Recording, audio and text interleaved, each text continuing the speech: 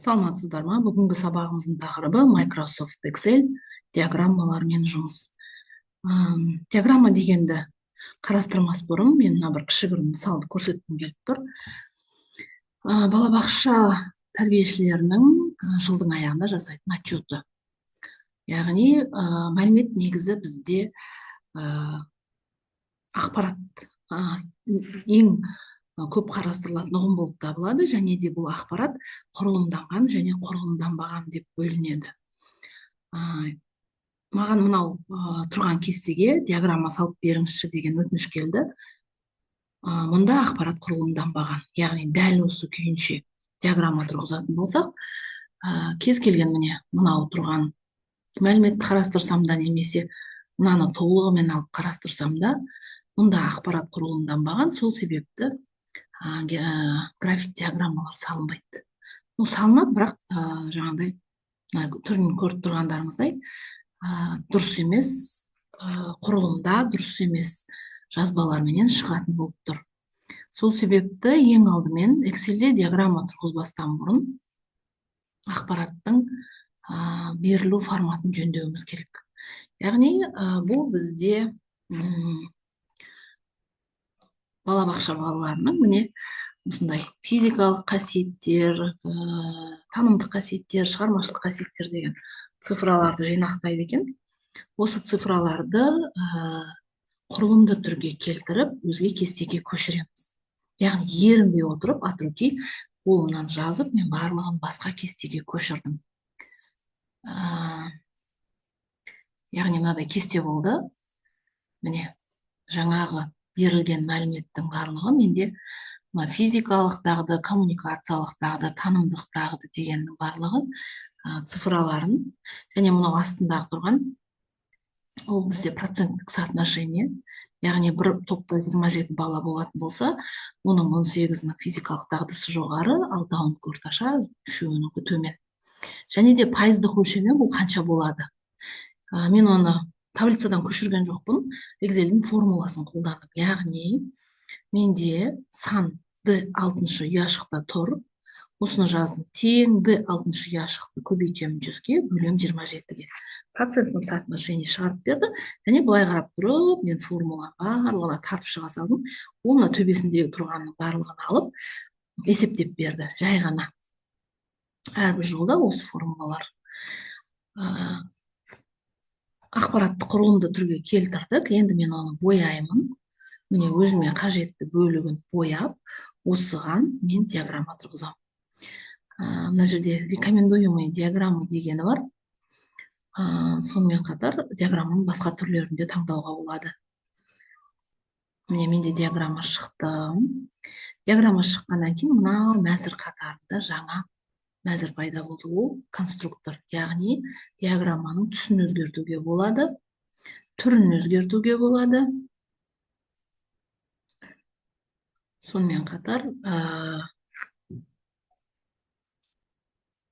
мен түсін өзгерттім. Бұдан басқа конструктор деген мәзірде ең маңызды бөлім ол добавить элемент диаграммы деп айтылады.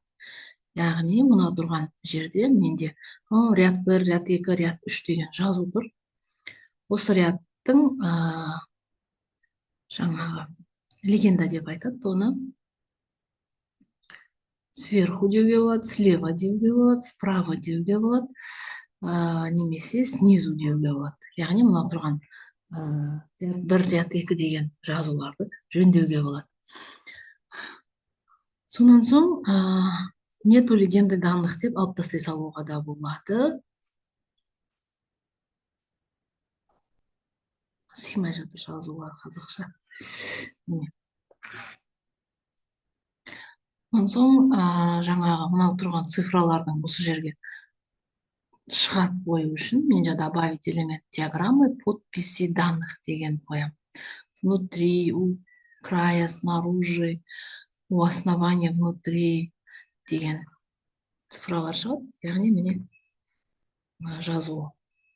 Диаграмманың тақырыбын өзгертуге болады. Кәдімгідей прям жазу.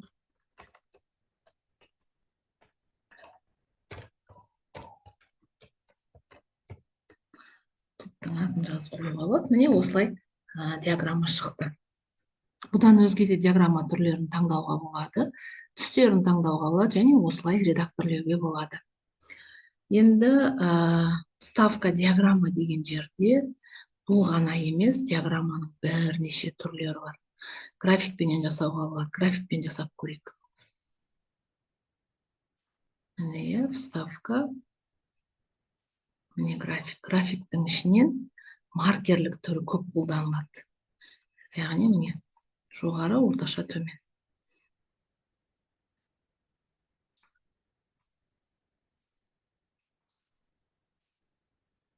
Кейбір жағдайларда цифрлар, енді мына жерде бізде жоғары, орташа, төмен үш деңгейді ұстап тұрғаннан кейін бір-біріне қиылысып тұрған жоқ. Негізінде кейбір графиктерде мына нүктесі бар географиктер өте әдемі шығады.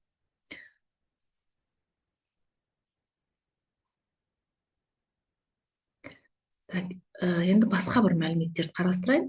Міне бізде әдетте жаңа бухгалтерияның есептері Excel-мен өте жақсы орындалады.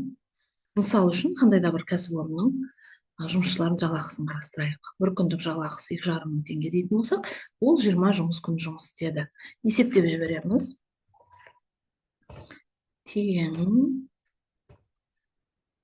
бір күндік жалақыны көбейтемін жұмыс істеген күндеріне. Барлығы қолына тиетін ақшасы. Сол сияқты тең. Енді бұл жерде цифрлар просто ойдан алынған, мысал болып табылады. Сол себепті қатты көңіл бөлмей қойыңыздар. Мен жаңағы диаграмманың басқа түрін көрсетейін деп отырмын. Міне цифрларды есептеп қойдық. Таблицамды былай етіп шекараларын сызып қояйын. Міне осыған мен диаграмма тұрғызамын. Мына түрін қарадық, графикті қарадық, енді мына дөңгелек диаграммаларды қарайық. Үш өлшемді дөңгелек диаграмма. Бір күндік жалақы деп немейміз, жалақы есептеу деп қояйық. Диаграмманың атын.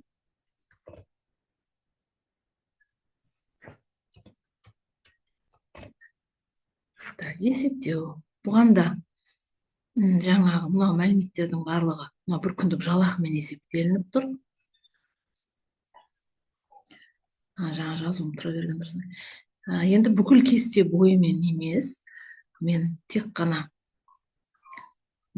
фамилиясы, аты жөні және Ctrl деген клавишті басып тұрып, қолына тиетін суммасы бойынша ставка.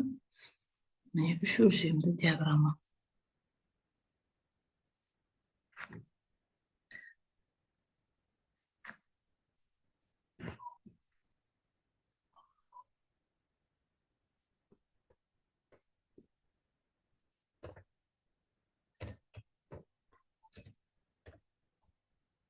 Жалақы мөлшері. Егер де мына проценттер түсініксіз болатын болса, онда мен диаграммаға не қосамын? Яғни конструктор добавить подписи данных по центру у края деп қойсам болады екен. Яғни мына цифралардың саны шығып тұрады. Сонан соң жаңағы конструктордың ішінде мына диаграммалардың түрлері бар. Осының ішінде процентпен берілетіндері болады. Осы түрін таңдайтын болсақ, міне қанша процент, кімнің жалақысы қанша процент екенін көруге болады. Бұл диаграмманы егер мына тұрғысынан бір қандай да бір бөлігін ерекшелеу керек болатын болса, басып тұрып шамалы тартуға болады. Яғни бөліп көрсету үшін. Міне. Егер мына бөлігі жаңағыдай инвестициялық проекттерде, бизнес жобаларда көп қолданылады мұндай үш өлшемді диаграммалар, және мына бөлікке қарағанда артығырақ деген көрсету үшін бөлігін бөліп қоюға болады. Немесе кері қарай қайтадан кіргізіп қоюға болады, ештеңе де болмайды. Сол сияқты барлық бөліктерін бір-бірінен кішкене ажыратуға болады. Кейбір процесстерде бұл да керек болады. Қатты ажырап кетті енді. Міне, осылай етіп те көрсетіледі. Доля пирога деп айтады, яғни жаңағы кім қаншалық табыс алады, қай процентін кім алады деген сияқты мәселелер шешілген кезде, презентациялар жасаған кезде осы бөліктермен де жұмыс жасалады. Енді осы тұрған жаңағы таблицаны отчет тапсыру үшін, бір қандай да бір құжаттамалар жасау үшін мен Wordқа көшіруім керек. Таблицаны бояп алып, оны копировать басамын, Wordты ашамын, міне вставить басам, таблица сол күйінше көшіп келеді. Ештеңе де етпейді, яғни Excelде таблицаны жасап, оны Wordқа алып келіп, қалған құжаттамаларыңызды жасай беруге болады. Қасына диаграммасын алып келемін.